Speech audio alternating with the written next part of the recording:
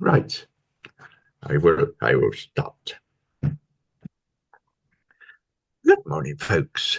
It's another Friday and a fun day. I think it's going to be, as I will agree. Today we have an interesting hour for you. I have been given the lucky task of chatting to our friend Richard Drake, who has come on the invitation of Patsy to say a little bit about himself and how he became what he is today. Anyway, to begin, Richard, how what was the young Richard Drake like? Was he a rebel, a conformist, a something in between? Tell us about yourself. Well, you need to define young. I mean, yeah, young is everything prior to now, I think. So, No, I was thinking more of the maybe up to about 17, 18 type of thing. well, I think that the 17, 18 were probably the more interesting years. I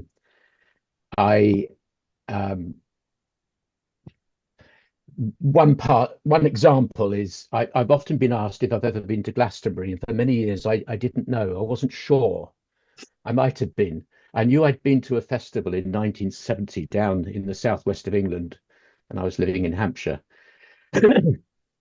So it might have been Glastonbury, but I was never sure what it was until the internet came along and you could look these things up. And I found that it was the Bath International Festival of Blues and Progressive Rock at the Shepton Mallet Showground. It was organisationally a disaster, but for me it was an absolute pleasure. And I went with some mates in someone's Mini. And we got there on the Friday night, it probably was. And they got their sleeping bags out and went to sleep under the minivan. And I said, no, I'm off. So that weekend I went off and just floated around. I remember, I don't remember buying much food, but I had a bar of chocolate. I remember being at the front of the stage where the Hells Angels were running protection while Jefferson Airplane were on, Ah, Grace Slick doing White Rabbit. And during that weekend, Jefferson Airplane spawned both Jefferson Starship and Hot Tuna. The last act on that was meant to be on Sunday afternoon, but everything got messed up. The last act on was Dr. John, the Night Tripper, who was as he was then known. He came on at 4 o'clock on the Monday morning, and we were going back to work on the Monday morning. So thankfully, all my mates were still there by the minivan where I'd left them, and I joined up and slept all the way back. Yeah, that time was festivals, but it was also it was my dropout time. I mean, I went to a fairly respectable um, school in Winchester as a boarder, not the college, it was a grammar school. Dad was in the Navy and I'd been packed off to boarding school from 11. And I kind of was forced to go back into the sixth form when I didn't want to. But it didn't stay. So I basically dropped out in the sixth form. I've got 11 O levels. Um, it's a lot. 10 of them I got when I did O levels. I got another two when I did A levels, but one of them I already had. So Hmm. got physics O level twice. And yeah, I didn't do too well at A levels because I was doing a lot of other stuff and yeah, fairly rebellious. And then I changed because I realized I wasn't going to earn any kind of money. So I took life a bit more seriously after that.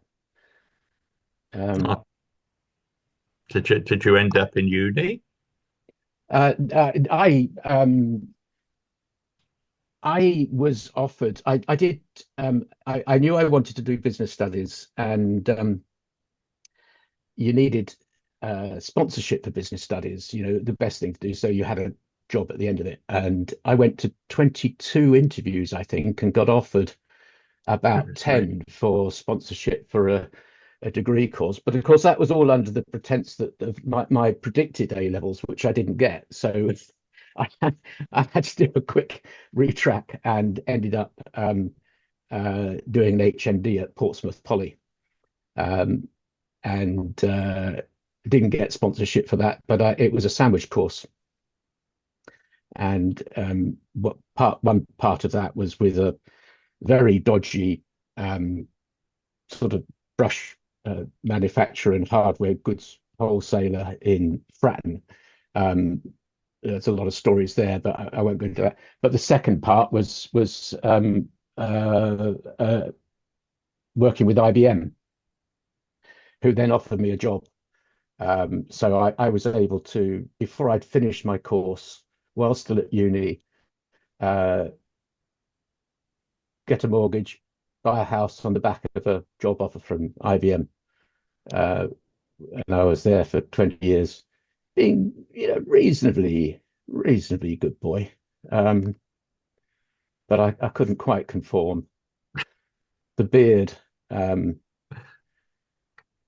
Red Sox, stuff like that, Mm. minor rebellions. I wasn't the IBM standard material, but didn't do too badly.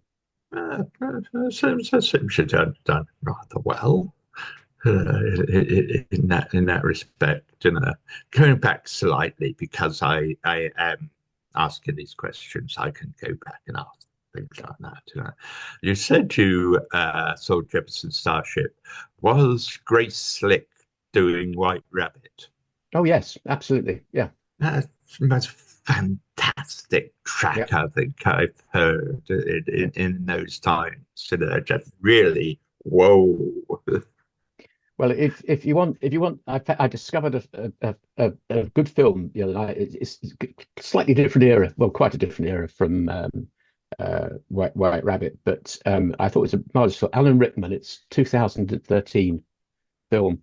It's called CBGB, Ah, um, and go look at that. It's the origin. It's about a guy that founded a club in the Bay Area in New York that he thought was going to be country bluegrass and blues, which is the CGBG, but ended up being the club where um, some very famous, more current rock bands started out. It was basically a punk scene club, but Blondie, Talking Heads, Police. Yeah, so it's good. It's good. that's Interesting, right. interesting Right. movie. Thank you for that. CBG. I shall look it up. Uh, right. Well, you said you went to boarding school. Mm. Was it good, bad? Would you rather be somewhere else? Initially, I thought it was pretty good because I felt um, it was quite fun to be able to be with your mates all the time and not have to ask permission to go out and see your Roy round the corner or whatever. And you actually had a fair degree of freedom in that sense. I don't think my parents were particularly liberal and easygoing. So I felt a bit released from that. But then, of course, you got another regime. And, as an 11-year-old boy in a school with people twice your size, if not more, who are really running the show. Um, and corporal punishment was still about. I mean, there were some pretty brutal aspects to it that were Mm, not mm, great. Um, mm. kind of didn't mind that so much because you were all in it together. There was a bit of kudos to getting, slippered or coshed, we used to call it, but getting getting six of the best from the junior squash champion of Hampshire wasn't the nicest experience in the world, but it gave you something to be proud of. even if you couldn't sit down for a few hours. You were the look what I stood up with. Um, but it was more than that. It was the pettier restrictions. You weren't meant to go out of school except under certain. So you had a freedom within the regime, but not outside of it. And it was a grammar school with some borders. So most of the school were not borders. So you had mates who weren't boarding, and you could see the difference. It's like being in East Germany and seeing what the West could do on the telly. Not clever. Hmm. Uh, well, moving on slightly. Um, where and when did you meet Heather? Oh, okay. Let's. So this is my second period of rebellion. I had a fairly massive midlife crisis. Around 40. I'd been with IBM for getting on for 20 years. Uh, I'd been with my wife, first wife, for about 20 years, and I was doing in a certain period of time that sort of was around the time I met Heather. I got back onto motorbikes. I left IBM. I became a lorry driver. I did all sorts of different things. So Heather was very much part of that mix. But how did I meet her? We were both involved with our kids' local primary schools as parents supporting the outdoor trips they used to do to Wales. And you used to have to go when you take kids on trips like that. You have to, as a group, go and visit the area and make sure you've sussed it out. So there was a kind of trip in February where the different schools that were doing this, the teachers and parents that were involved, got together and went on a trip to Wales and sussed out some of the walks. And that's where I met Heather. Oh, we all have these little things which change your life completely, and Yeah. I guess that being one of them, that not being the Yeah. corporate man, It, that I well, it, can't. it, it was an interesting and difficult Mm, year in many respects, and I can't unravel all my memories about it and get them lined up because it was a quite confusing time. I was at the time working in Manchester but living in Hampshire, commuting weekly, that's and different. Mm, so yeah, so Heather and I getting to know each other was a very interesting time. I was living multiple existences. It was a very confusing time. mm. That was we have mine was different to yours, and others here were different to theirs. Uh, and then a little while after that, I hear you went abroad to work for a while. Yeah, that was after we sort of started attending Quaker meetings. We had by then been together um, well 7 or 8 years, and had moved to Bristol. We were both doing things that were causing us some stress in terms of work. Um, and we started attending Quaker meetings at Central and wanted to do something different. Um, and uh, I ended up um, getting an opportunity to work as a short-term contract for Mission Aviation Fellowship in Kenya as a finance manager. And Heather had the chance to go with me. And I remember being very encouraged by David Mowat to do this. Can't remember the exact conversation, but I definitely remember talking about this. Should we, shouldn't we? And David was incredibly encouraging. as you know him Oh, very yes. well by now, as you can imagine, he would be. No great surprise. Um, so we went to work in Kenya for just over about 7 or 8 months, um, and came back to um, a very uncertain um, very uncertain life, really, because we'd been in a rented flat in Bristol, but Heather owned her house in Hampshire that we'd moved from, uh, and had been selling it to friends who'd gone bankrupt while we were in Kenya. So, so Mm. we had this interesting position of coming back to the UK with no job, no house, and not knowing quite what was next. And initially, after that, we worked in Oxford. We rented a bedsit in Oxford, where we could see the top deck of the bus going past our bedroom window, where we could practically cook from the end of the bed. Um, and and from there, we then decided we were going to move back to Bristol and started working in different ways and doing different things. So it all worked out in the end. But yeah, that was interesting. What was Kenya like? What did you actually do there? Well, that's okay. Kenya is an interesting place, as I'm sure lots of places that aren't like where we grew up are. Um, my job was very relatively straightforward. I was the finance manager for Mission Aviation Fellowship. They're a Christian missionary organization that flies planes. I don't know what people know about them, but they were formed after the Second World War, where pilots who'd been doing all sorts of stuff decided they wanted to use their flying skills for better purposes. So they set up a kind of um, flying people who couldn't afford to fly sort of system.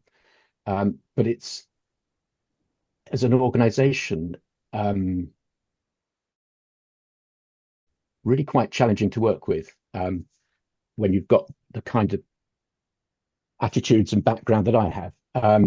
We had to go before we went there, we had to have a quick foray, a sort of long weekend into what the staff at MAF spend at least 6 weeks doing, a sort of missionary training course at some centre. I can't remember what it was now. Um, and it's quite clear that they were Christians of a sort we are not. Ah, Um, you go into a study group of any sort, and then you've got the Bibles out, and there's notes being taken. There's scripture everywhere. There's a massive, overwhelming Christianity, and a lot of the missionary training was about cultural acclimatization. What's the culture like in Kenya? We found the culture in Kenya easy. What we found difficult was the Christian culture that we were working in, um, and the kind of built-in hypocrisies of it. The fact that um, the Kenya program was actually one of the more liberal, advanced programs, as far as I could tell, but there was pretty much a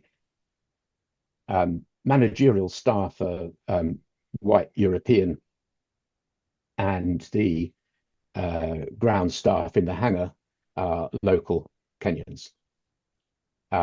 There's a pretty clear divide. There were a couple of managers, the operations manager who organised all the flight schedules, and the guy that ran the sort of administrative team, which was really the fixers. We had to like getting me a driving license, that sort of stuff, the sort of in-house fixers. They were Kenyans, but it was fairly sort of colonial in its approach. Ah, Um, and there were so many little things that were difficult about that. Um, One of the examples of cultural divide, this thing was when we left the first time, because we had another trip later. We actually got the opportunity to go back again. Um, but when we left the first time, we wanted a sort of leaving do. Um, and there was a math compound where the program manager and some of the senior staff lived. And there was a guest house, which is where we were when we first went to Kenya. Um, and we thought, well, let's not have this little tea in the hangar. Let's have a barbecue in the math compound, and let's get a goat down from Lockie Choggy off, and let's do a proper barbecue, because that's what the people in my department and others we knew would like to do. And we discovered by then that although there was a regular event like this in the compound, very few of the local Kenyans came to it. So we said, well, why is that? Well, they said, well, we asked them, but they don't want to come. Okay, so I thought, well, I'll ask them why they don't want to come, and it was dead simple. The barbecues were on a weekend afternoon, and Kenya being on the equator, it gets dark at 6 every night. It's quite predictable. So you have something that starts at 4, then the locals are going to have to go back home at night time. hmm. And they don't want to be going back to where they live at night time. Thanks very much. It's dodgy, it's the slums of Kenya. So they can't come. It's just not practical to be out at night. So we said, well, what about if we had it at lunchtime? Oh yeah, fantastic. And we had a midday barbecue. We had, they brought their kids. We had a fantastic time, because they just hadn't been asked what stopped them coming. Hmm. Something was laid on and said, well, it's up to them to come or not, rather than going out. So that's, I think there's quite a lot of lesson in that about how we do outreach. You can't just open your door and expect people to come. You've got to find out what it is that's stopping them coming or would make them want to come or whatever. But it's pretty easy. So yeah, is that half answering your question? I don't want to ramble. No, we like rambling here. I do it often. Well, I know you do, but I mean that doesn't mean that. So Mm, you and, asked about Kenya. What's it like? Well, that's part of what it was like for me. I found Kenya a very joyful place to be, but I found that the context in which I was working there was very surprisingly dated in its. mm, You know, we were warned not to do lots of things, which we actually did because it was much more fun doing what we did than not. right. Thank There was a you. lovely club we used to go to called Motherland Place, where they for the first couple of times we went there, they kept trying to overcharge us for the beer, but we weren't having any of it. So, well, you want us to come back next week? You won't do that, will you? No, all right. But it was a great place. Beautiful music. We were often first on the dance floor, and that encouraged others. Yeah, and yeah, lovely place. No, no. So there were good times and Didn't not so get good many math people there, and didn't get many Quakers there, but we were there. times. Well, that segues me on to the next thing is why Quakers? And a supplement to that, why do you stay as a Quaker? Um, I guess there are three parts to the answer there. Two of them are answering the first part of your question. So why Quakers? We Before we went to Kenya, we were living in a flat just opposite the old ambulance station, the end of Castle Park. It's now whatever it is now, great big building. And for some reason, we used to walk up past River Street. I can't remember why, but we saw the Quaker meeting house was there. And at the same time, Heather's sister had sent us some book, which was kind of connected. I can't remember what it was, but it wasn't a Quaker book. It wasn't her sister saying, "Oh, I'm a Quaker," but it was something that triggered an interest. Heather has a very different sort of faith background to me. I'm very traditional, baptized, confirmed, Church of England, lost interest kind of person. Heather has never been really involved beyond school assemblies. So we didn't have a lot of common ground. But at that point in our lives, at that time, there was a coincidence of, oh, let's go in and see. And we were met at the door by, what's his name? Big, tall chap, another David, wasn't it? Oh, yes. Beekeeper. Beekeeper who's anyway, but look, used to keep did they speak to you about bees and things yes, like that? he was a beekeeper, yeah. And Yeah. David, I can't remember his name yeah. now, but Anyway, he greeted us at the door. He said, "Hello, my name's David. My wife's a Methodist. I'm an agnostic. Welcome to Quakers." I thought, okay, well, this will do. This will do. It got us through the door, and yeah, then so we were part of it. When we came back from Kenya, I decided to apply for membership, and that was very clear to me why that was, because being with all these evangelical Christians, and some of them were, as I say, incredibly hypocritical. Some were very, very nice. I like motivation, but our escape from being totally absorbed in their lives and their way of doing things was to go to a Quaker meeting. So we went to Gong Road meeting, the Quaker church. And that was an interesting experience. But also the stuff that we did there, beyond what I was doing, Heather was doing a lot of stuff with some projects. She found a way to get involved in all sorts of local stuff. And we found there that the church was really strange. I mean, that they would have huge expense gone to build a church that then they wouldn't let people into, next to a school that was, you had 70 kids in one corrugated iron shack as the reception class. So the whole hypocrisy and silliness of religion in Kenya was what made me decide. I started to feel the same questions as George Fox was asking of the church in his time. What the hell are you doing? Come on, there's something better than this. This is not religion. This doesn't mean anything. So Quakers started to mean an awful lot to me then, and we met some very interesting Quakers in Kenya too. So yeah, it just started to make sense. So that was why and how. Why still here? Because it's still relevant. I think that some of that stuff is still relevant.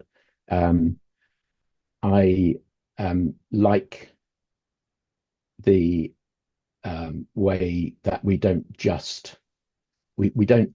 It's not good enough just to say what you believe and that's it. You're done. Okay. And I've seen that in a lot of other churches. If I say that this is what I believe, and I sing the songs and say the prayers, I'm okay. I don't think Quakers allow that.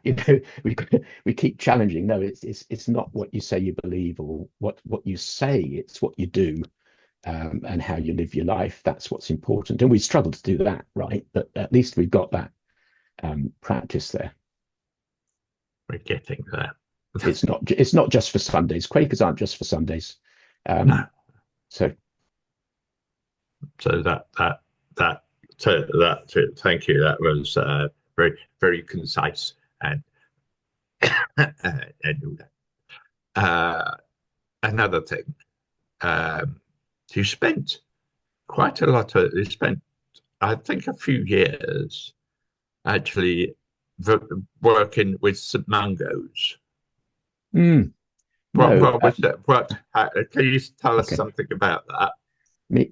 Homelessness in my life. What I spent a long time doing is working with the Julian Trust Night Shelter um, in St Paul's, as initially as a volunteer and then as a trustee, treasurer, and supervisor. Yeah, and through being connected with that, I got involved in the way that other homelessness activities in Bristol work. So um, I'm still I'm just about letting go of my part in the homeless forum. That's still going, and I've kept that going, which tries to connect all the homeless services in Bristol because they struggle to stay coordinated, and they struggle to um, homelessness is such a big issue, um, and it's such a complicated issue that it suffers from the the ease with which you can get support from the public to address what they see as the problem, which is people on the streets, and turn that energy and support into addressing the underlying problem, which is insufficient housing, appalling rents, hidden homelessness, which is a much, much bigger problem, and getting into homelessness prevention. Homelessness prevention isn't sexy, doesn't attract the things, and it's hard to know what to do about when there's such an immediate problem on your doorstep. But if you don't fix, if you don't turn the tap off, you're just constantly going to be mopping up the puddles. And it's a real challenge for the homelessness sector to turn that around. So part of what I've been doing throughout working with the Julian Trust is trying to get little bits of that changed, getting prevention.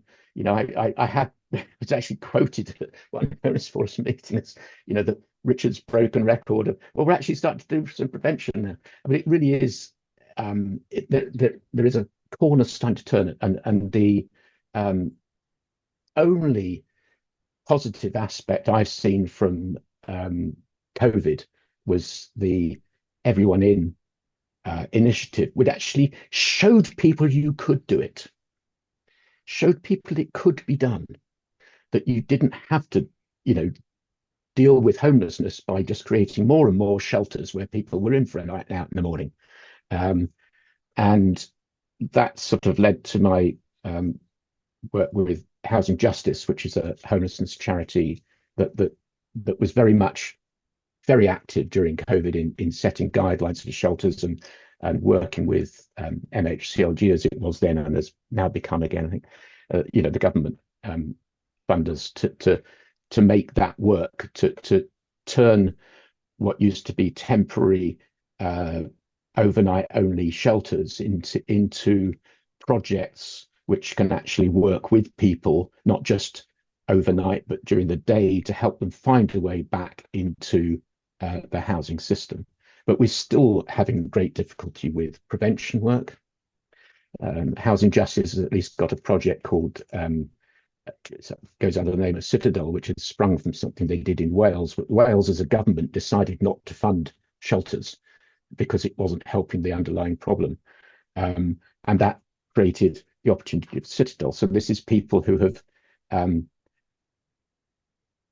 got tenancies, build a volunteer support network around them to help them settle and maintain those tenancies. So there's two sides of that. It's practical support. What you need a door frame sort of adjusting or some cupboards put up, or your practical DIY stuff. And the other stuff is, okay, how are you going to manage your budget? How are you going to make sure the rent is paid every month? How are you going to run your life? And by the way, how's your mental health? What support do you need? Are you getting that? So that kind of support network around people, because it's not just putting someone in a house, it's giving them the means to live sensibly in it. So there are projects now starting to develop in the homeless sector, which are starting to address the kind of things we need to. But we're still not doing it further. At the beginning, at the source of the problem, we're still not. To get access to that stuff, people still need to have, fallen into a messy situation, because the whole structure of the system is kaput. Mm. I'm very glad you said about support networks around that, because that is a hidden thing which people don't think about. Well, it's massive. It's why relationship breakdown is one of the big factors that people, when you say what causes homelessness, what they mean is, what was the immediate trigger to someone being on the streets? I mean, it's often relationship breakdown. I mean, it could, it's the same things that health issues, relationship breakdown, loss of job, all these things that we know cause heart attacks and bad mental health. I mean, they're all connected. You start putting out those things that keep people dysfunctional human beings, and life falls apart, and homelessness is one of the side effects for many people.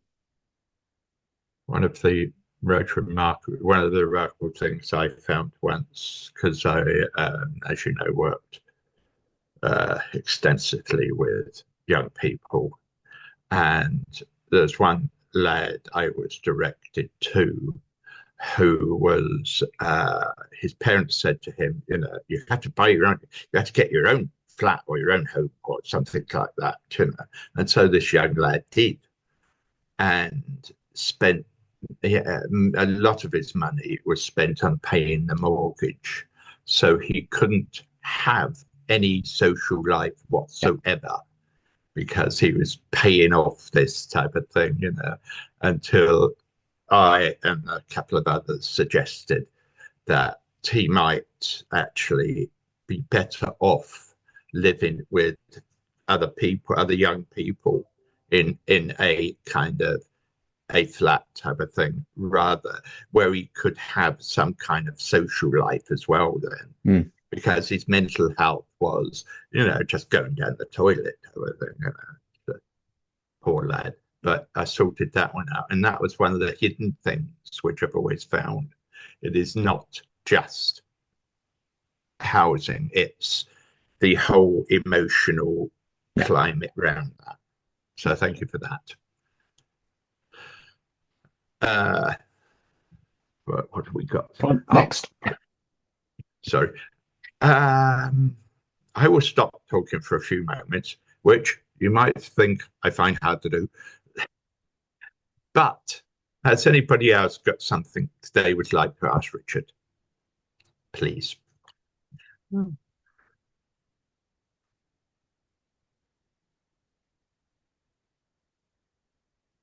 Hattie. Richard, I'm being very cheeky. That's right. You don't have to answer. It's right. It's going out on YouTube for the world to see. Won't be more embarrassing than. Okay, well, at least you've considered that Noel before Edmonds. you've answered it. Richard, you've got quite a hefty beard and moustache, and I'm wondering how long you've had that. What sort of led to your decision to encourage it and look after it in that way? Look after it. That's well. I've had a beard since my early 20s. Okay. It's part of my not being a fit in the IBM culture. What? In the IBM culture. IBM. IBM. IBM for 20 years. Yeah. That is clean shaven, white shirts, black shoes, suit and tie. So Ray's initial question was about my youth and rebelliousness, and so that's one of my lingering rebellions, but very practical, really. That I I've got a mole here that you can't see, and when you shave, you keep cutting it, and it hurts. I can't be bothered with it, So just to avoid, cutting myself, particularly with this mole, was a very practical reason. But it wasn't always like this. It was also I've got no chin. If you do see my first wedding photos, I'm a bit of a chinless wonder. So there was a time somewhere in my 30s I shaved it all off, and realised that I've still got a receding chin, but I've got more than one of them now. So I've got different reasons to be have a beard for vanity, but it wasn't always this. It was a bit sort of Noel Edmonds, Bill sort of closer cut thing, and it's grown because I'm lazy. It takes effort. It takes effort to keep yourself clean shaven or keep a nice tidy beard, and I'm too lazy. It's as simple as that. I can come up with all. I mean, I've come up with some very creative reasons for having a beard, but that really is, I'm just too lazy to do otherwise. Yeah. Sorry, carry on. Well, one of my motivations, of course, which you do know, is because I need to lip read people, and yes, I can't lip read you. I understand that, but I noticed I couldn't get a well, you've got captions. You can put captions on these things. Oh, you know what rubbish they are. They talk about 80% correct. Yeah, but when you've got someone like me just waffling on, it gives you added amusement, because you think, what, did he really say that? No, probably he didn't. But it's an amusement factor as well. But I really like the transcript function on Zoom. But yeah, I do understand that, Hattie, and I apologise, but it's not going to change. Heather is so used to it. Heather has not known me without a beard, that she has said, no, you get rid of that and I'm gone. So it's staying. All right. Well, I prefer lip reading than I do reading these captions, to be honest. So I'm quite keen to encourage people, including me, to learn sign language. Because where I live, we're all getting a bit deaf, and I've seen that that Rose Ayling-Ellis thing that was really quite encouraging, that older people can learn sign language. My sister had a friend in her school days whose parents were deaf, and I can still do the alphabet on the fingers, but I can't follow.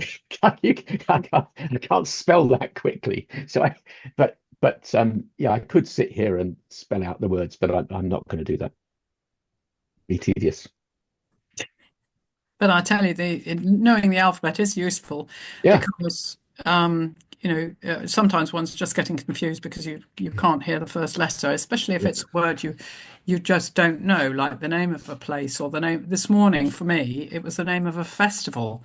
And I had no idea of what kind of festival they were talking about and what the name might be. So I wasn't orientating to find in my memory any word. I was waiting to be having a new word explained to me, and that was very hard. If they'd even given me the first letter or two of it, I'm sure it would have helped. Yeah. Yeah. Anyway, thanks for that, Richard. Thank you. Okay. David. Oh, David's muted.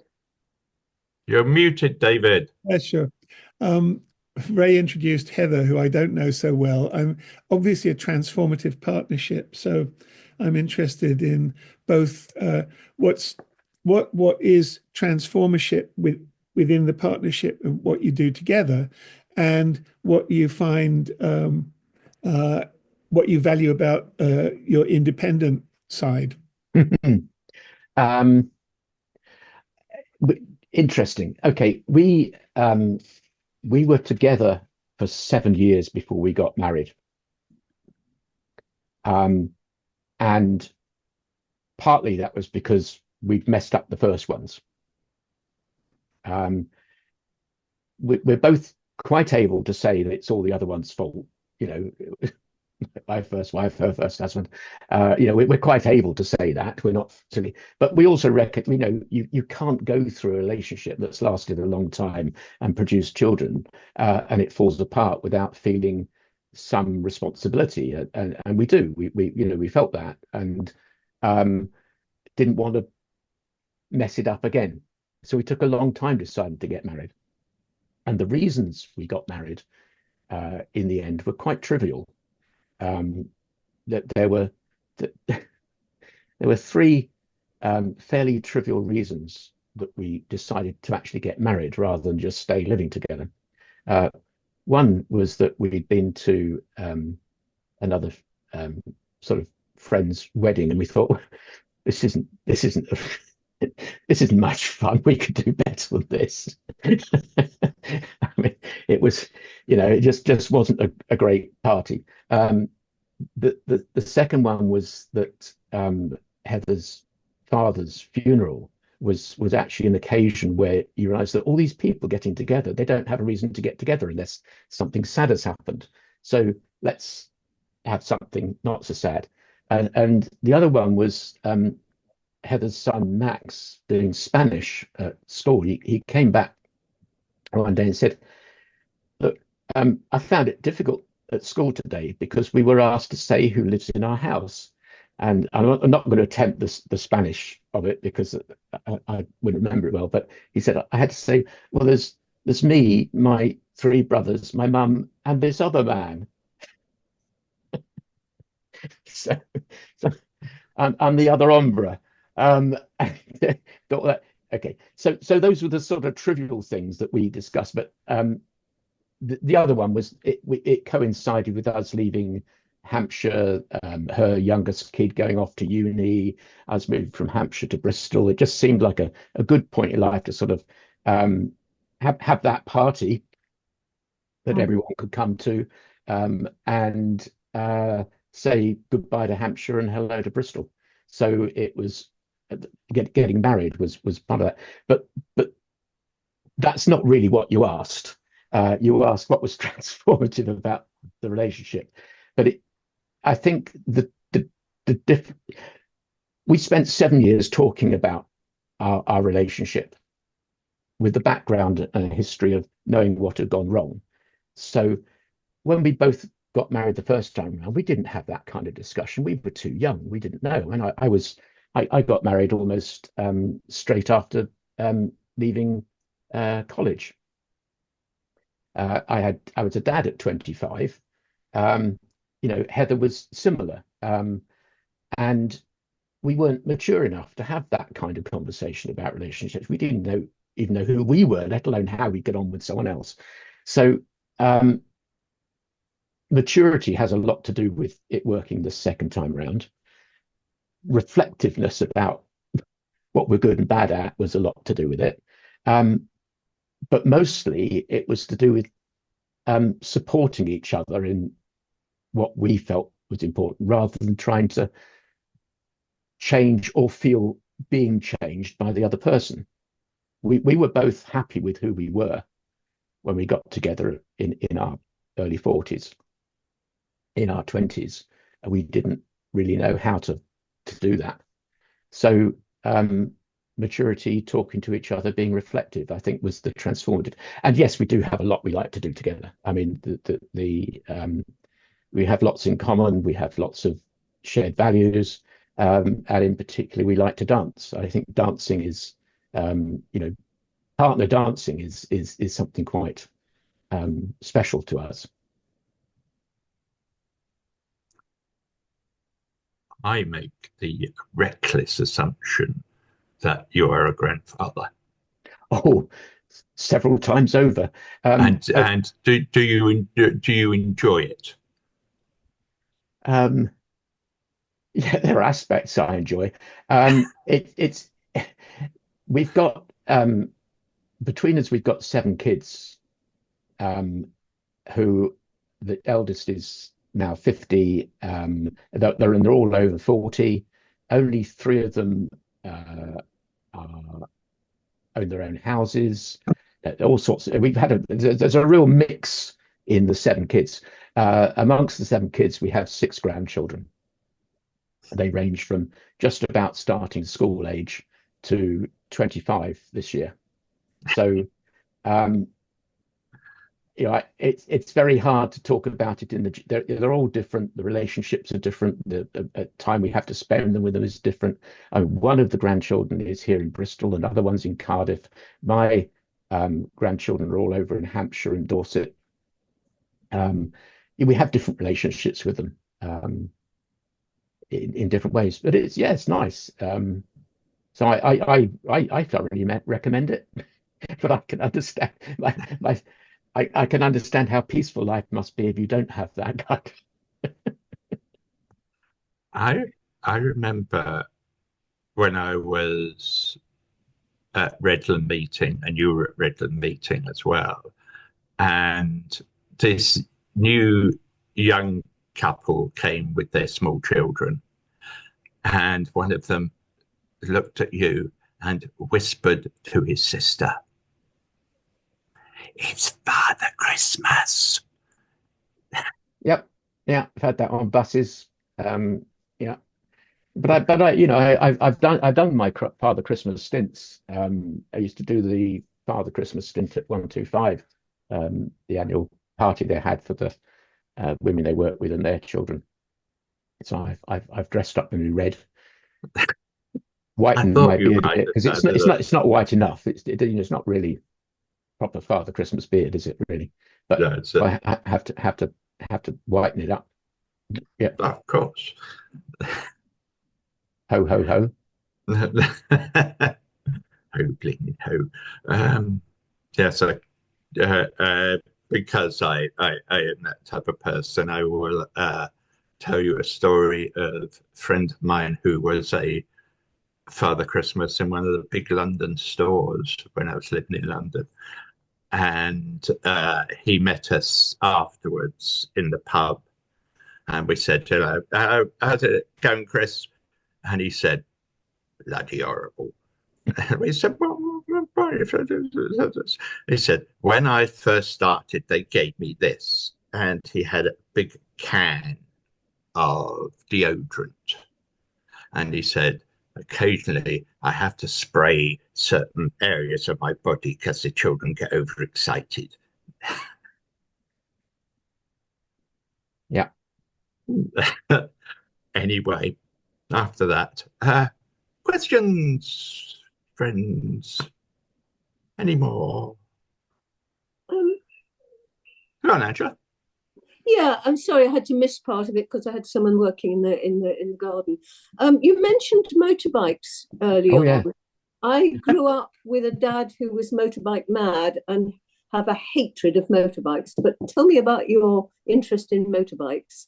I've had motorbikes most of my life. When I've been without them, it's been quite traumatic. There's an article in The Guardian today, I think, talking about flow, the happiness you get from flow. Flow is the being in the moment when you're doing something that's within your capabilities but quite challenging, where all your focus is on it. For me, that was riding a motorbike. It's an all, you can't ride a motorbike without focusing on what you're doing, because you fall off or hit something and you break things. So it's a really intense thing. I've been in I like motoring generally. I'm an advanced motorist. I've got the car, the motorcycle advanced thing. I've got my HGV license, my PSV license. Right, I had them. I haven't kept them up because they require a lot of expense keeping up the license. But I still drive the fair share van. I no longer ride a motorcycle, and it grieves me that I don't. I miss it. And the reason I don't is because of Greta Thunberg. I came back from a ride on a Friday, a lovely sunny Friday several years ago, and it had been a great ride. And I was coming up Park Street when where the kids were doing a Friday protest, and I thought, oh, ah, I should be with them, and I'm riding a motorbike for pleasure. I'm burning petrol for pleasure, so I got rid of it. Mm. I can't do it anymore, and it hurts because it really was an enormous pleasure and relief for me. But I don't have a motorbike now, and I don't have a car. And the only way I can get out on the road and escape the confines of Bristol, unless I catch the bus to Weston, is by volunteering for FareShare to drive their diesel vans delivering food to people that waste product from a dysfunctional society, to help people who shouldn't need the help because society is dysfunctional. Anyway, so but yeah, driving and me have a strong relationship, motorbikes in particular.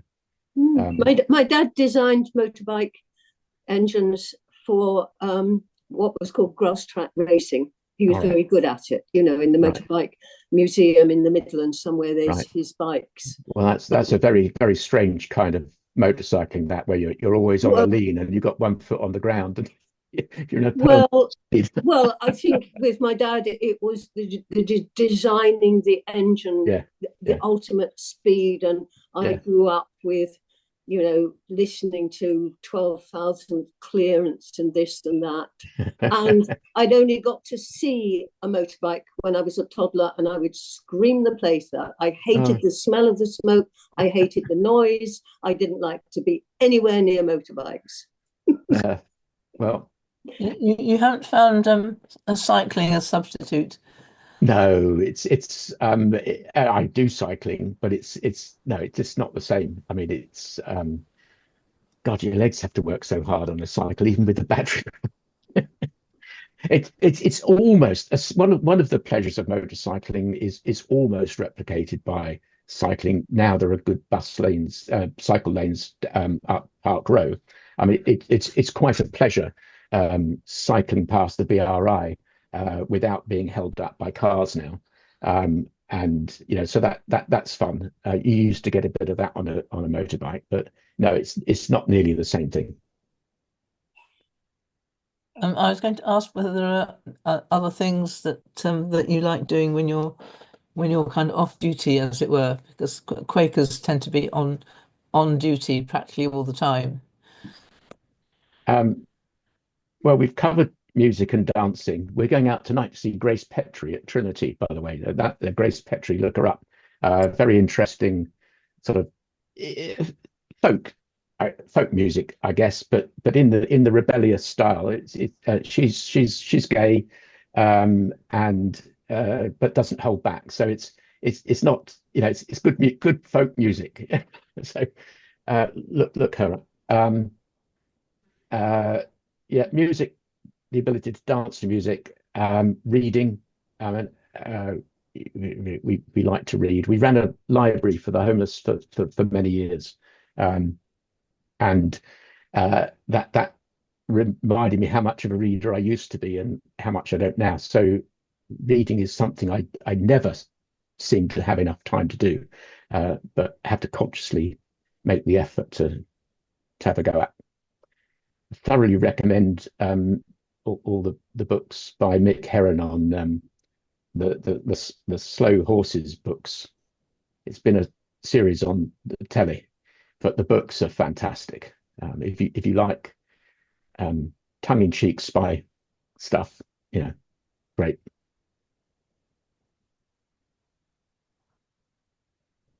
Yes, I would immensely encourage people to read. Done it all my life, and it's given me endless pleasure. Sometimes, as you like yourself, don't have enough time for it. But then again, it is now, I think, 12 o'clock. So do we have any more questions for Richard, please?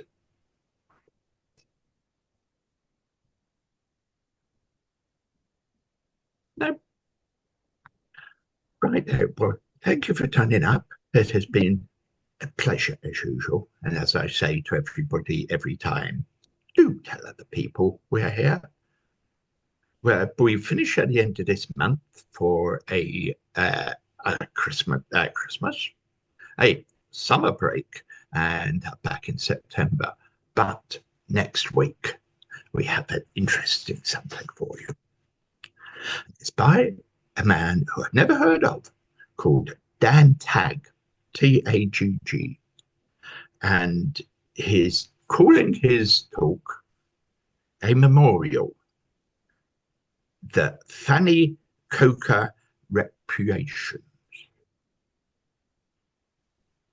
Do come and listen and chat to Dan. So after that, friends, thank you for your attendance. And it is sunny today. Go out and have fun. Thank you very much. Cheers. Thank you. Bye. Yeah, thank you.